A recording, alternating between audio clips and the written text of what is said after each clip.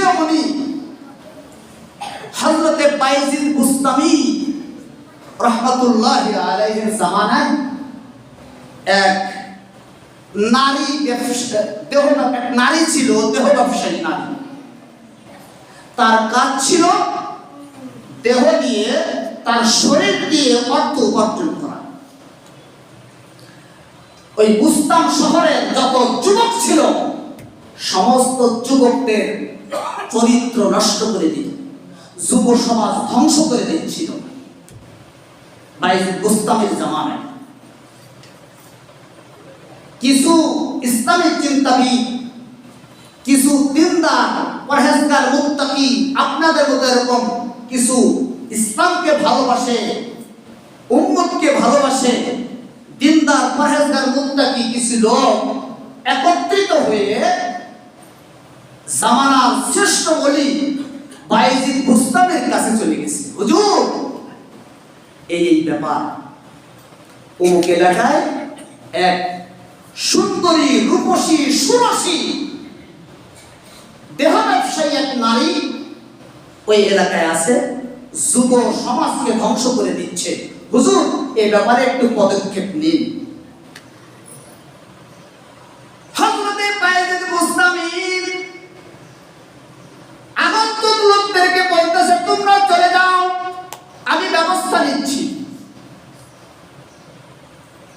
হযরতে বাইজিদ বুস্তামি রাহমাতুল্লাহ আলাইহি একটা জায়নামাজ নিয়ে চলে গেছে। জায়নামাজ দিয়া ওই নারীর অফিসের সামনে দরজায় দাঁড়িয়ে আছে মাগরিবের নামাজ পড়ে। এদিকে যুবক, দূর থেকে যুবকরা আসতেছে, দেখে জামানার বড় পীর, সবচেয়ে বুজুর্গ বাইজিদ বুস্তামি এই নষ্টা নারীর দরজার কাছে দাঁড়ানো। সকলে কানাঘুষি করতেছে, আরে এই হুজুর এখানে আসলো কেন? এই হুজুর এখানে কেন আসলো? কানাঘুষি শুরু হয়ে গেছে, কেউ যাইতে সাহস পাচ্ছে না। বাইজিদ বুস্তামি রাহমাতুল্লাহ আলাইহি দীর্ঘক্ষণ ওই নারীর দরজায় দাঁড়িয়ে আছে। ভিতর থেকে ওই নারী তার খাদেমাকে বলতেছে, যাও, আজকে মানুষজন কেন আসে না? আমার ব্যবসায় লস হয়ে যাইতেছে, কেন তারা আসে না? যাও খোঁজ নাও, কি ব্যাপার, দেখো তো, দরজায় যাও। খাদেমা এসে দেখে জামানার শ্রেষ্ঠ বুজুর্গ বাইজিদ বুস্তামি দাঁড়ায় আছে, আর যুবকরা দূর দূরান্তে এরকম হাঁটা চলা করে। খাদেমা গিয়ে বলে, এই ব্যাপার, জামানার শ্রেষ্ঠ বুজুর্গ বাইজিদ বুস্তামি উপস্থিত। বলে, যাও বাইজিদ বুস্তামিকে বলো সে কি জন্য আসছে। আসে যখন বলছে, বলার পরে বলে, আমি নারীর সাথে দেখা করব, কথা বলব। দরজা খুলে দিয়েছে, গেট খুলে দিয়েছে, ভেতরে প্রবেশ করেছেন বাইজিদ বুস্তামি রাহমাতুল্লাহ আলাইহি। নারীকে বলতেছে, তোমার বাজেট কত? বলে 200 টাকা। কত? তখন 200 টাকা দাম ছিল। বলে 200 টাকা। বাইজিদ বুস্তামি পকেট থেকে 200 টাকা বের করে দিয়ে বলতেছে, নাও 200 টাকা। 200 টাকা দিয়ে বলতেছে, আল্লাহর বান্দি, এখন তো তুমি আমার, আমি যা বলবো তাই শুনতে বাধ্য। নারী বলে, হয় অবশ্যই, এখন আপনি যাহা বলবেন তাই আমি শুনতে বাধ্য। এইবার বাইজিদ বুস্তামি রাহমাতুল্লাহ আলাইহি বলেন, যাও গোসল করে আসো, ওযু করে পবিত্র হয়ে তাড়াতাড়ি আমার সামনে আসো। নারী গোসল করে পবিত্র অর্জন করে চলে আসছে। হযরতে বাইজিদ বুস্তামি রাহমাতুল্লাহ আলাইহি এইবার জায়নামাজটা বিছাই দিছে। জায়নামাজটা বিছাই দিয়ে বলে, ভাই আল্লাহর বান্দি, এই জায়নামাজের উপরে তুমি দাঁড়িয়ে যাও, 2 রাকাত নামাজ পড়ো। আমার ওয়ার্ডার, আমি যা বলবো তাই তো তুমি শুনতে বাধ্য। বলে 2 রাকাত নামাজ পড়া লাগবে। আল্লাহর বান্দা এবার 2 রাকাত নামাজে দাঁড়িয়ে গেছে।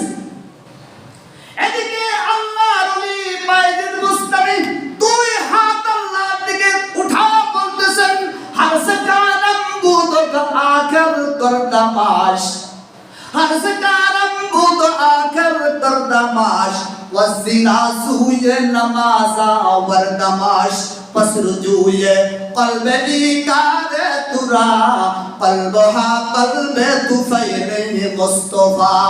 अल्लाह के देख बोलते से मालिक, আমার সর্বোচ্চ ক্ষমতা আমি ব্যয় করেছি, বাহ্যিক দৃষ্টিতে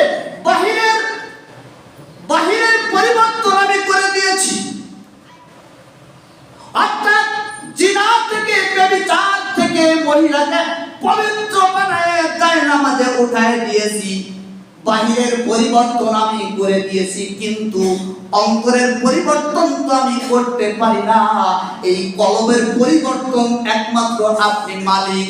ও মালিক, তুমি এই বান্দিকে, তোমার বান্দিকে তুমি তার কলবের পরিবর্তন করে দাও, তোমার ওলি হিসাবে কবুল করিয়া নাও। সাথে সাথে বাইজিদ মুস্তামির দোয়া করতে দেরি, কিন্তু কবুল হইতে দেরি হয় নাই। ওই দেহ ব্যবসায়ী নারী তখন জলদি করে কান্না করতে করতে হযরতে বাইজিদ মুস্তামির পা জড়িয়ে ধরে বলতেছেন, হুজুর, জীবনে গুনাহ করেছি, পাপ করেছি, অবাধ্য চলেছি, আল্লাহর নাফরমানি করেছি, কোনো শেষ নাই। ও বাইজিদ মুস্তামির জামানার বুজুর্গ, আপনার হাতে হাত ধরে আমি এখন তওবা করে নিলাম, হুজুর আমার জন্য দোয়া করবেন, আল্লাহর কাছে দোয়া করবেন আমার উত্তম রিজিকের ব্যবস্থা যেন আল্লাহ করে দেয়, আর জীবনে কোনোদিন আমি অপরাধ করব না। আল্লাহর বান্দি জামানার শ্রেষ্ঠ আবেদা জাহেদা হয়ে গেছে, আল্লাহ পাক কবুল করে নিয়েছে। ঠিক তেমনি ভাবে আপনি আমি যদি এখনো আপনি আমি যে অপরাধের মধ্যে জড়িত, আপনি আমি যে গুনাহের মধ্যে লিপ্ত আছি, এখনো যদি আমি আপনি 2 রাকাত নামাজ পড়ি, আল্লাহর কাছে বলতে পারি জীবনে না করিলাম বন্দেগী, ওনা করে কাটাইলাম জিন্দেগি, ওনা করে কাটাইলাম জিন্দেগি। তওবা ভাঙ্গি আবে তওবা করিলাম, অবশেষে খাঁটি তওবা করিলাম। এবারে যদি আমি আপনি আল্লাহর কাছে মুনাজাত করতে পারি, আল্লাহর কসম একবার, আল্লাহর কসম 2 বার, আল্লাহর কসম 3 বার, আপনার দোয়া করতে দেরি হবে, কিন্তু আল্লাহর দোয়া কবুল হইতে দেরি হবে না। আমরা পারবো তো ইনশাআল্লাহ? আল্লাহ তাআলা আমাদের সকলকে গুনাহ ছেড়ে তওবাতে ফিরে আসা তৌফিক দান করুন, আমিন। আসসালামু আলাইকুম ওয়া রাহমাতুল্লাহি ওয়া বারাকাতুহু। যারা সুন্নাত পড়েন না জানেন।